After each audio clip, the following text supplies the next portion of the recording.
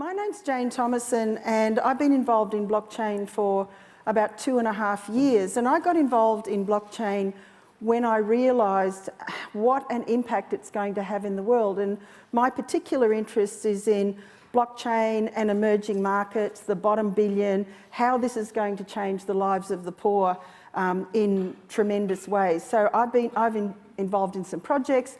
I'm involved a lot in speaking and trying to get people to understand the potential for social impact, and I'm really delighted to introduce the panel. So I'll get them to introduce themselves to you and just talk to you about what they're doing in blockchain, and then we'll go into some questions. So Amber.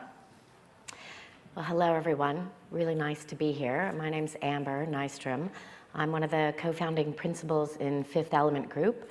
The Fifth Element Group is, as far as I know, the first for-benefit company that is dedicated to bringing blockchain and digital asset technologies to meet the Sustainable Development Goals. Thanks. Darshi. Hello everyone, good morning. I would like to call myself a parallel entrepreneur more than a serial entrepreneur. My focus is particularly on technology, sustainability, and finance, and the intersection of these three important topics of our times. And in blockchain in specific, I am working on creating an intelligent matchmaking platform that links philanthropists, charities, and links it with the Sustainable Development Goals, and setting up a DLT Academy with a very strong focus on ethics for developers. Thank you. Thanks. Michelle. Thank you. Good morning, everyone. Thank you so much for having me here today. My name is Michelle Chivunga Sanzumucho. I do wear several hats. I suppose the more key one really is a regional advisor for the British Blockchain Association, where we are looking to support the blockchain industry here in the UK and more globally as well. I also work at the University of Surrey, where we are looking at blockchain under the Centre for Digital Economy. And we're designing programs and courses to support the education side of blockchain as well, and also a UN high-level panel, women's economic empowerment rep who engages in looking at women economic empowerment programs to support women and look at blockchain and how blockchain can be applied to that area as well. Thank you. Helen. Hello everyone, I'm Helen Disney. First of all, big thank you to Jane and everybody else for inviting me here today. It's a real privilege to be on such a talented and successful panel. I got involved in blockchain about 4 years ago. Prior to that, my experience was in public policy think tanks. So actually, a lot of what I try and do is communicate the story of what blockchain actually is to people in public life and in the public sector to help advance the technology. My company name is Unblocked, so it does exactly that. It tries to kind of unlock what this technology is about. I set the company up 2 years ago, and we do a mixture of things, but mainly sector-specific events in different areas where we try to look at what is happening in blockchain in, say, healthcare or energy and environment or creative industries we did recently. And I also sit on the advisory board of the British Blockchain Association, along with Michelle and Jane, and on another non-for-profit foundation that was launched recently called the Distributed Ledger Foundation, which is aimed at looking at issues like standards and governance and sort of what goes wrong when how do policymakers and the legal framework handle this new technology?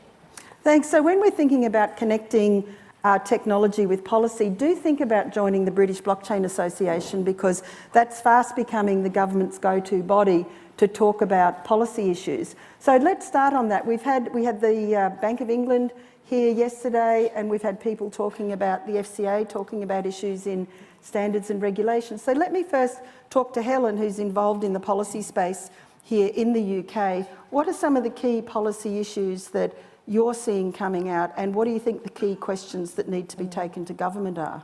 I think, first of all, the good thing is that blockchain is rising up the political agendas. So we've had the launch of the new all-party parliamentary group on blockchain, which I gave evidence to, and they're having a lot of different meetings around different aspects of blockchain, trying to get MPs and members of Parliament and members of the House of Lords to understand more about blockchain, first of all. And then also the Crypto Assets Task Force, you mentioned the FCA, Treasury and the Bank of England working together, and I think they have a report coming out later this year. And most of that work is still around the early stage, really, defining what are the terms, what is the technology, and what's the difference, for example, between blockchain and distributed ledgers.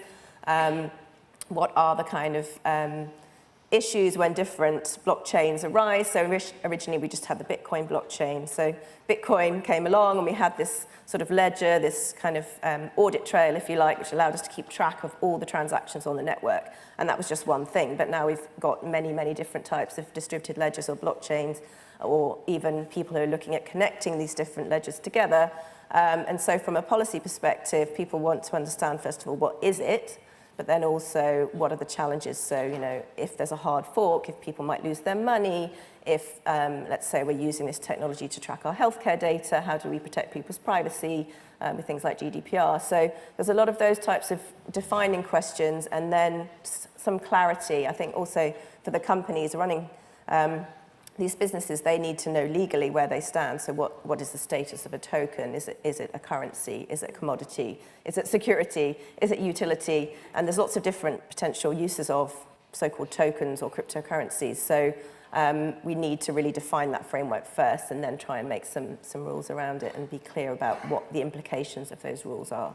Thanks. And this is not just a British problem, this is a global problem. So Britain needs to be in conversations with other jurisdictions all around the world about coming up with a common set of frameworks and standards. So those conversations are taking place. Michelle, be interested in your thoughts around your work in emerging economies, what you're seeing is happening there, what you think's important. You've talked about training girls to code. I'd love to hear from you about some of the critical issues that you're seeing.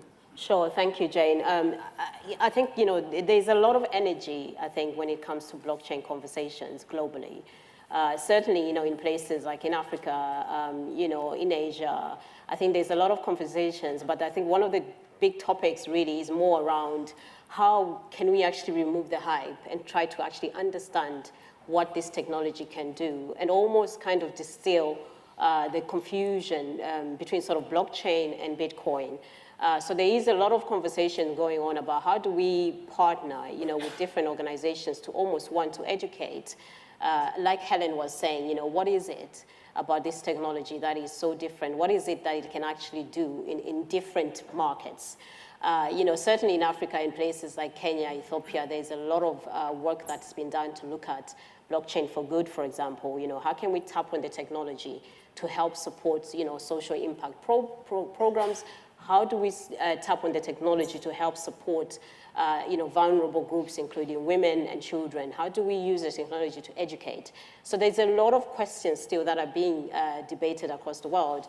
But one really interesting, you know, sort of opportunity, I think, with blockchain is the connectivity, the ability for people, it doesn't matter what jurisdiction you're in, you know, the ability to be able to connect, whether you're connecting to do business, you know, to trade with other people across the world, or you're connecting for information and knowledge, where you can access that information and knowledge on the blockchain has massive potential.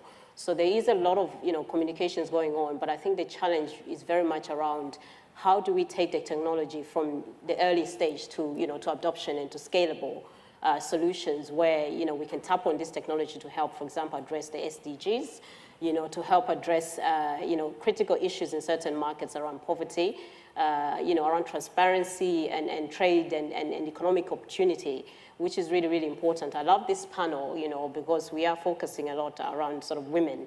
And one of the key, you know, conversations very much around looking at championing and finding role models in this space, you know, to help communicate across the world.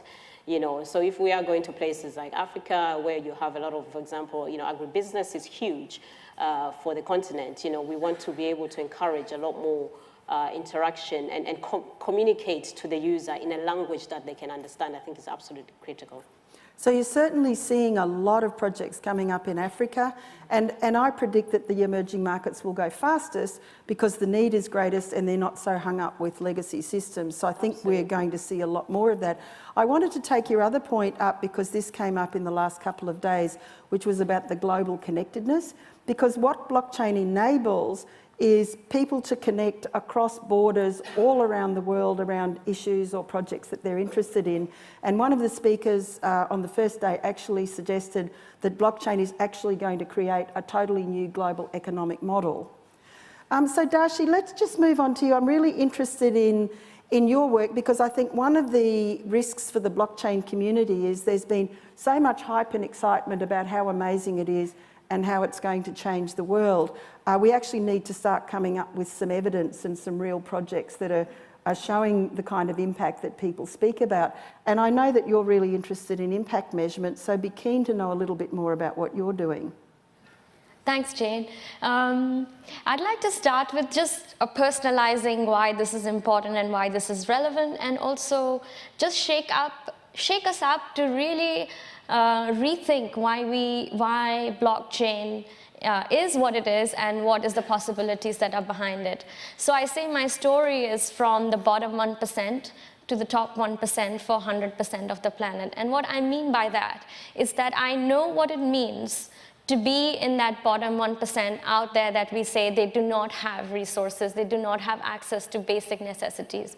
I was blessed than that, but I have had days where there has been no food in the house and no money to buy food. And I know what that feels and what that means to live that life. To come back to blockchain and why it's relevant, let's go back to the principles of why such a system was designed and what were the challenges that made this design come through. How do we break barriers? How do we connect in a way and build trust peer-to-peer and transact and exchange value peer-to-peer? So based just, I know I'm simplifying a whole lot of complexity that underlies and underpins the system, but if we just stay with the principles here, there is a real possibility for us, and I do that as I think through every day of how I apply this to the business I run, is how do I rethink boundaries? How do I rethink value exchange? How do I create value in society? And how can blockchain be an enabler to create that? So coming back to the impact measurement, you briefly mentioned the SDGs. How many in the room are aware of the United Nations global goals or the Sustainable Development Goals?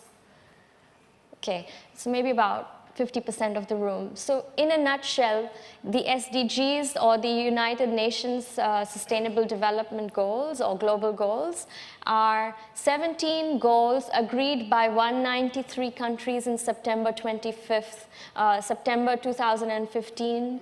And this is the first time in the history of UN that 193 countries have agreed to very tangible metric that allows them, that straddles across the full spectrum of challenges we face.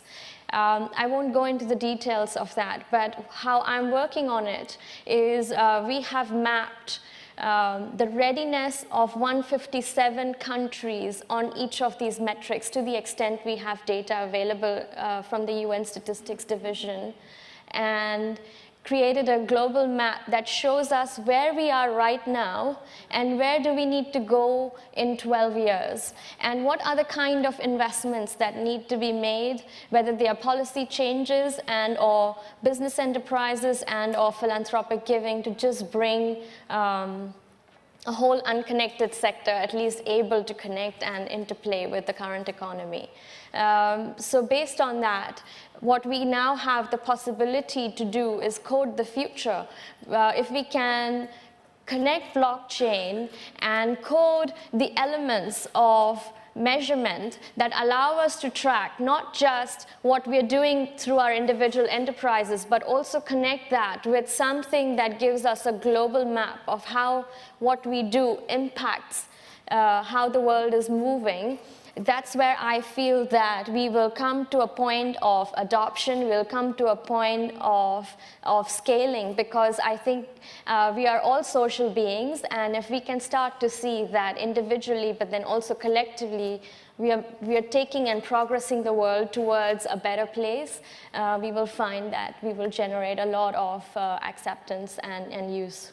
Great, let's move on to Amber, because that's a perfect segue to the work that you're doing around the Decade of Women and the vision that you've got over the next decade to be able to do something really amazing between technology and women. So I'd love to hear a little bit more about that.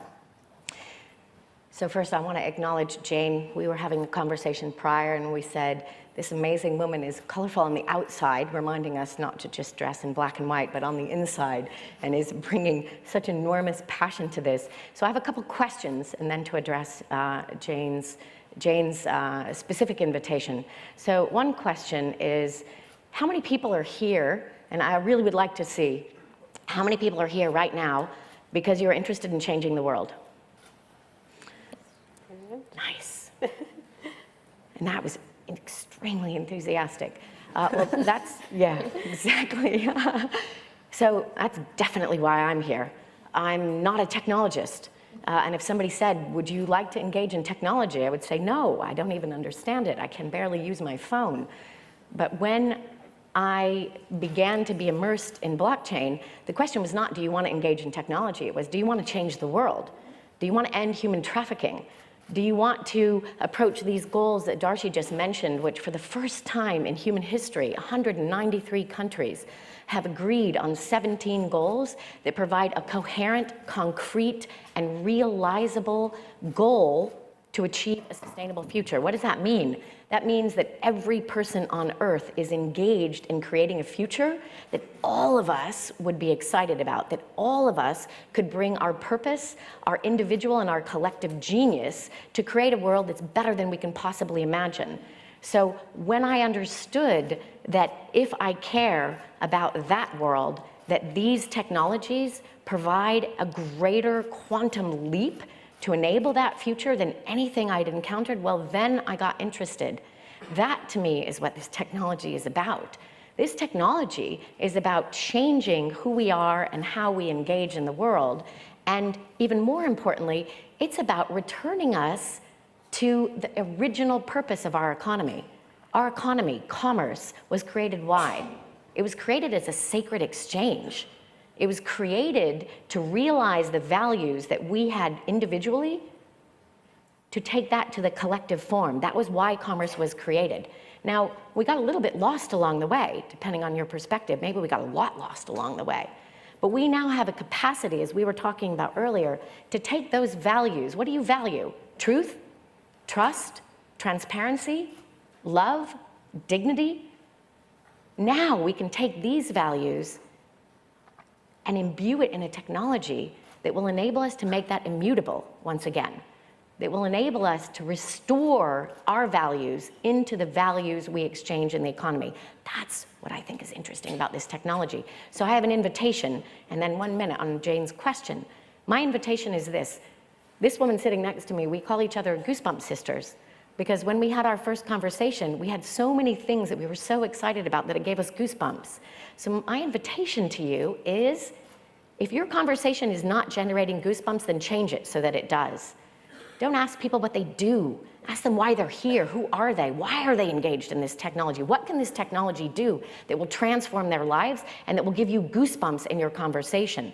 That's the question that I invite all of you to ask each other. So one of the things that gives me goosebumps, and why we created with Thomson Reuters and Morningstar and the United Nations and Jane and this amazing woman and we just met, but I think these amazing women, we created what's called a Decade of Women.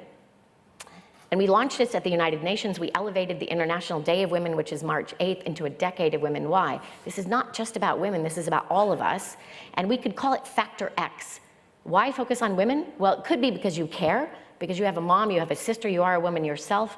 It could be because this is the single most effective place to focus, whether you are talking about investments or business or social impact. The data is incontrovertible.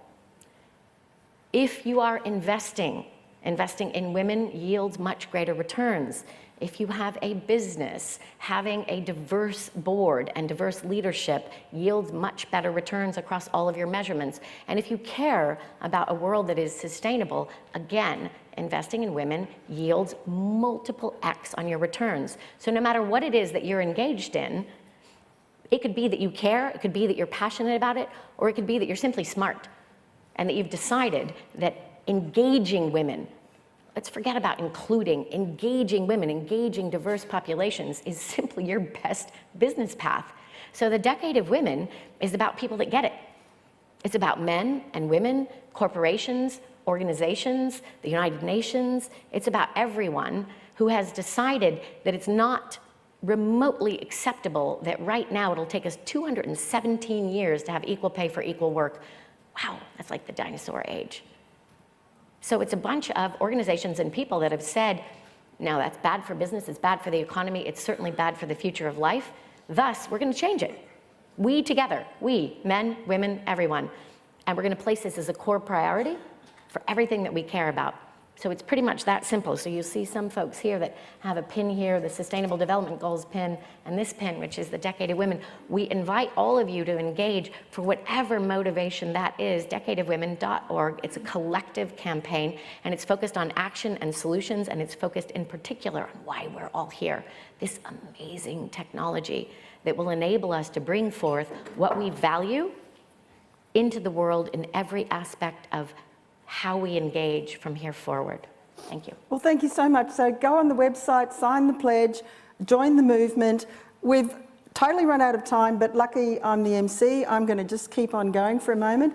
So I want to just quickly ask each of the women to comment on an issue that we all know is there, which I touched on this morning, which is around talent, a global shortage of blockchain talent, but also a shortage of the women who are involved in blockchain. So I just want to quickly ask the panelists how they see we can get more girls involved in science and technology and blockchain, and what are some of the ideas they've got. Then we're going to go to some audience questions. Now, if you go on your browser and you look at Slido, you can type in a question for the panel, it'll come up on the screen, and we'll take some audience questions. So you just go into your browser, go on Slido and put in FTW, and you can ask a question of the panel. So quickly, before we go to audience participation, I'll just ask each of the women on the panel to talk about how can we get more women involved in technology and blockchain in particular. So Helen, I'll go with you. I think from my perspective, being a connector and just giving people opportunities, you may have the chance to offer someone an internship, or you may be able to give them investment, or you may be able to connect them to someone else that's useful to them.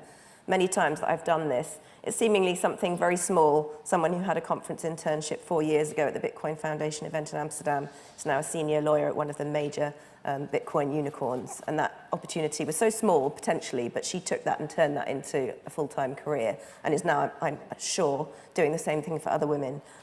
Or, you know, somebody else who I suggested for an accelerator program just won £100,000 investment and 6 months free office space and mentoring.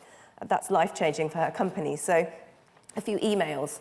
It took a bit of time, but for me, it's so worth it.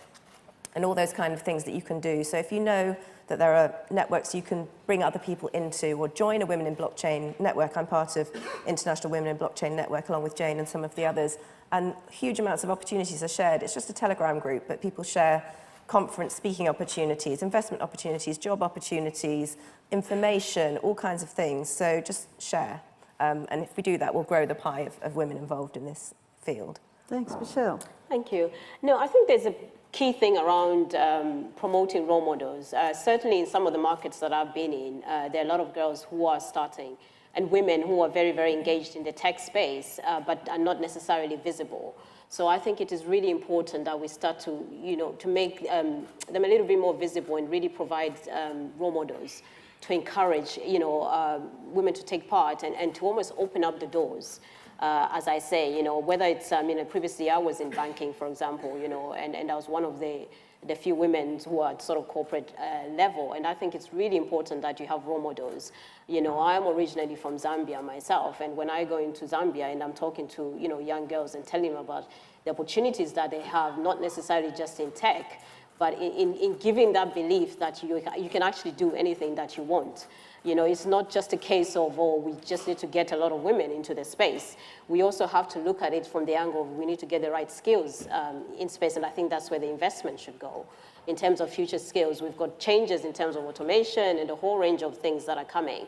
So I think it is really important to, to skill up, especially our young people as well, and our young girls in terms of providing them the skills. So it goes to a point of where you're influencing at government level for them to actually come up with policies that embed and allow opportunities to be, to be had, but also looking into the marketplace and what opportunities are there for the women to come in and interact within the blockchain space.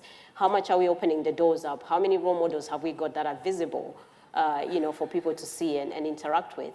And also, I think it's really important to look at investment into, for example, digital skills. I know a lot of governments across the world, in Asia and Africa, are very much investing in training up their people for future skills, rather than being a little bit switched off by what's, the transformation that's happening, digital transformation that's happening.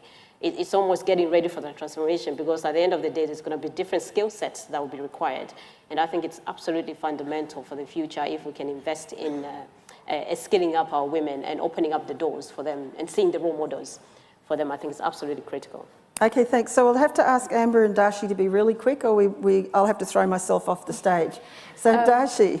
In a sentence, I would say, if you are someone here in the room who is interested in hiring women from developing world into any blockchain or fintech solution, please contact me.